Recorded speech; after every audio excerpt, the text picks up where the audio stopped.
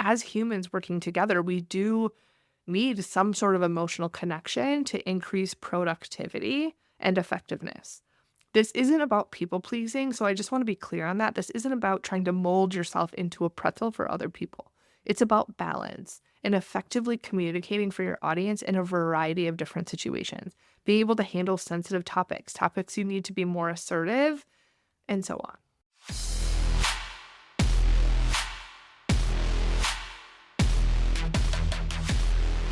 Welcome to Your Worthy Career, a podcast for women in pharma and biotech with me, Melissa Lawrence. I am a certified career and leadership coach with a master's in organizational psychology who has worked in talent and learning development in biotech to large pharma, from non-clinical to commercial. I help women in pharma and biotech create a career worthy of them. Whether you want to get clear on what you want, get a new job, get promoted, or be effective as a leader at any level, this is the place for you.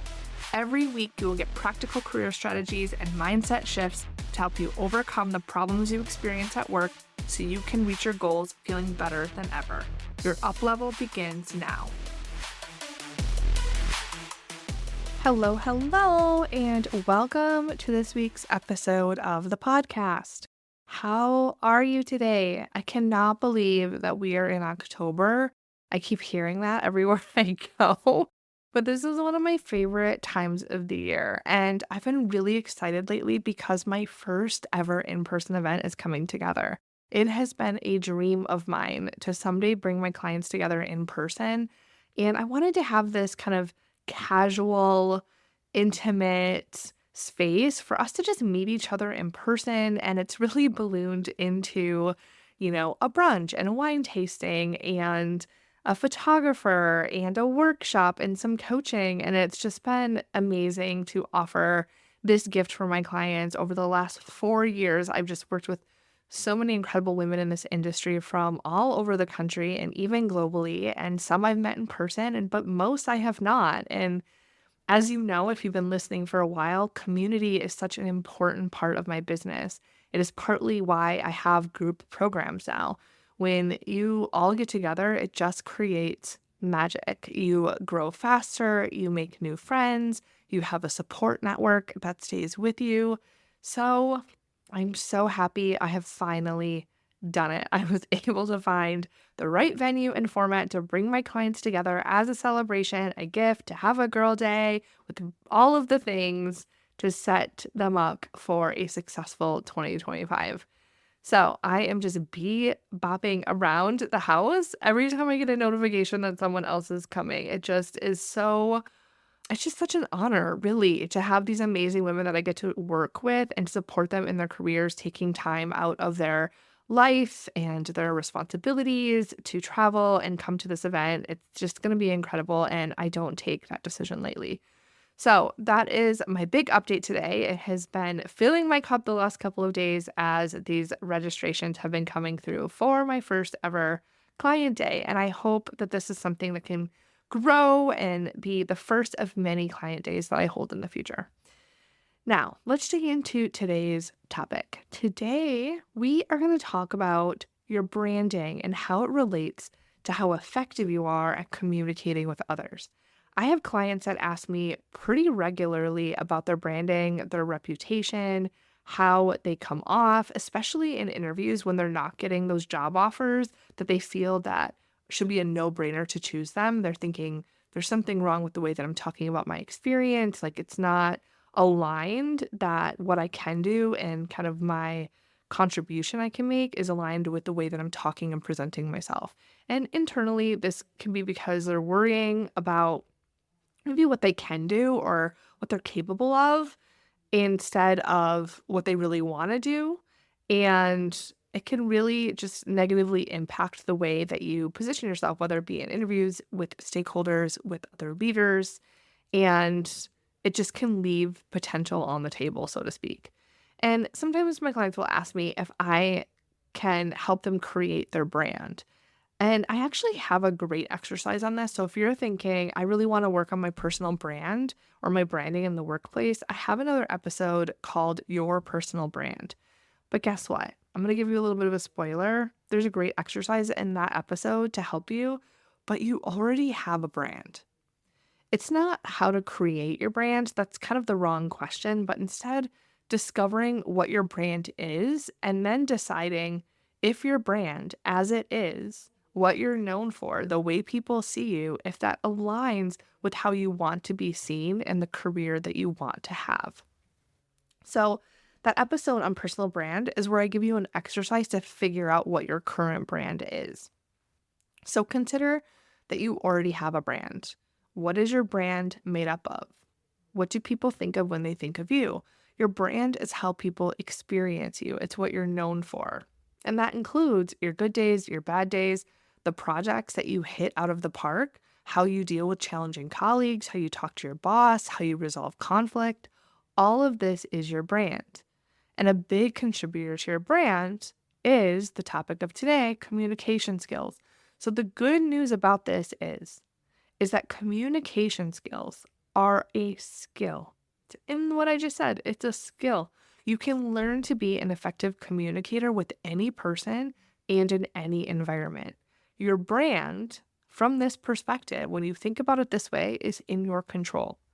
So today I want to talk about some communication practices that contribute to your brand more specifically. Now, these are some areas that you can audit yourself against and think about and reflect on how you communicate and how that impacts your brand. And of course, your takeaway from today is what are those improvements or changes that you can make to better align your brand with how you want to be seen. So, the first thing I'm going to talk about is consistency and reliability. Your personal brand is built through consistent messaging. Whether you're presenting to a leadership team or managing cross-functional teams in a clinical trial or on a project team, how you communicate should align with your values, your expertise, and your vision.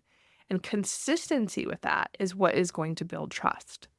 Now, I help my clients create a leadership philosophy that becomes their compass to how they want to behave and the type of leader that they want to be and be seen as. If people interact with you and they find you to be reliable and consistent in how you communicate, how you handle conflict, how you run your meetings, then that builds trust, right? Whether or not you're seen as trustworthy, reliable, and consistent is all part of your brand. So think about when you go into meetings, do people always know what to expect from you? Are you sometimes pleasant, asking about their weekend, and other times getting straight down to business, right? Like think about how you're interacting with people and what is that consistent messaging? Is your consistent messaging inconsistent? Right? Like, is your consistent messaging that you are not consistent and that is what is consistent? Or are there things that you always do when it comes to communicating, meeting with your stakeholders that is part of your brand? And then you can think about, is that how you want to be seen? Is there any intentional changes that you want to make? Now, number 2 is emotional intelligence. Effective communication isn't just about data. It's also about empathy and emotional intelligence, which you might think of as EQ.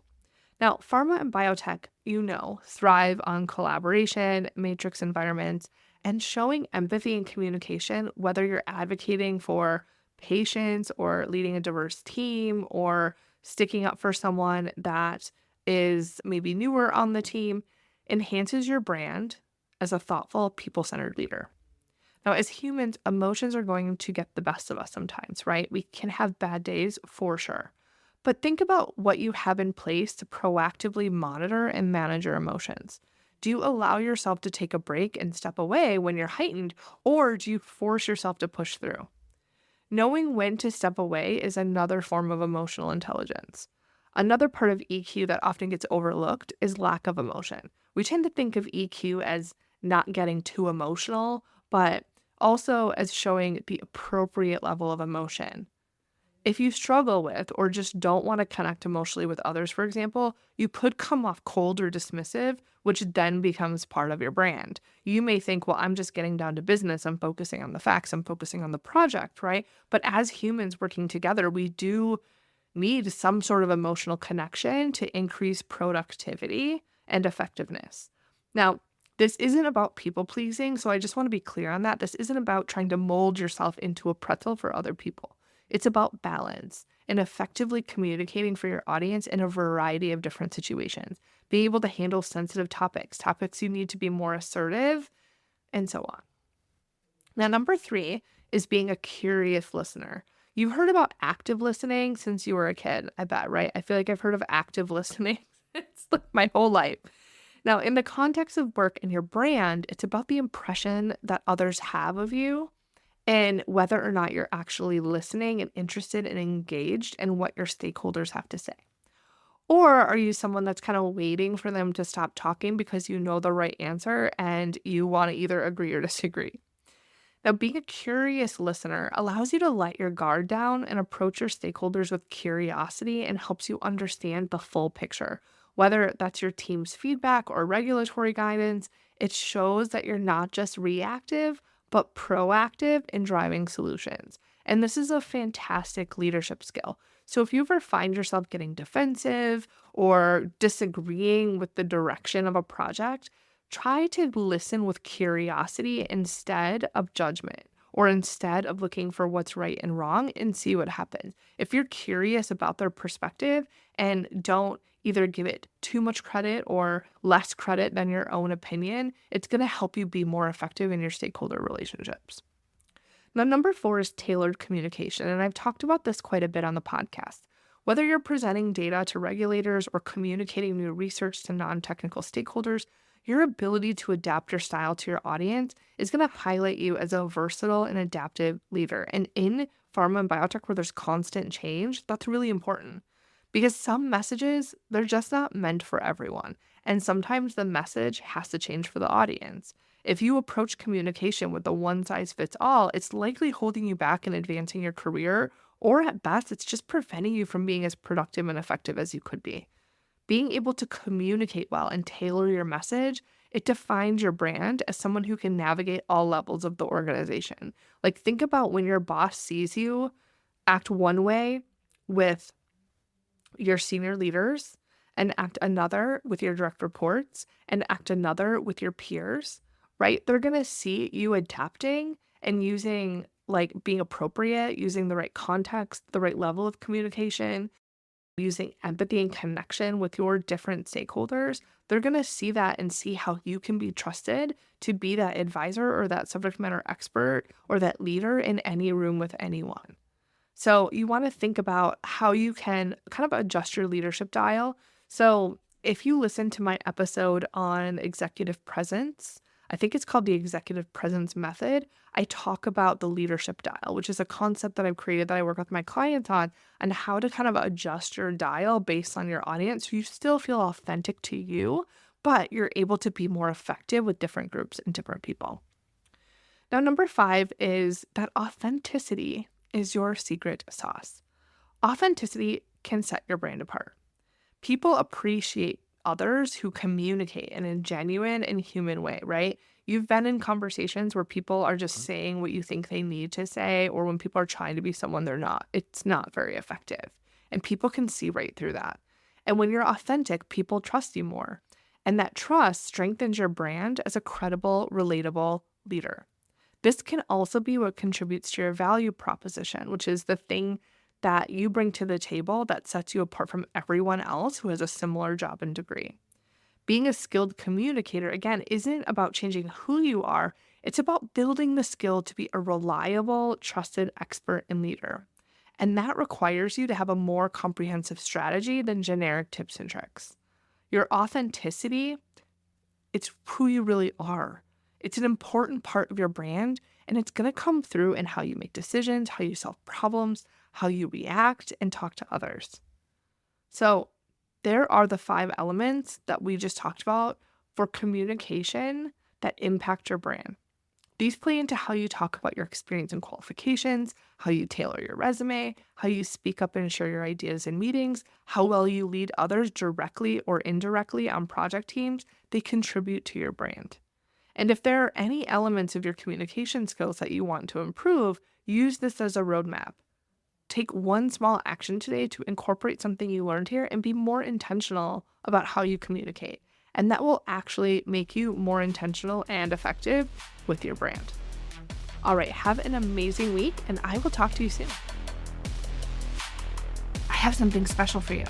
Episode is over, but that doesn't mean your development ends here. If you enjoyed the podcast episode today, head to my website at yourworthycareer.com and check out additional free resources you can get access to right now. From joining my free VIP insiders to downloadable resources and trainings, you won't want to miss it. Head there now.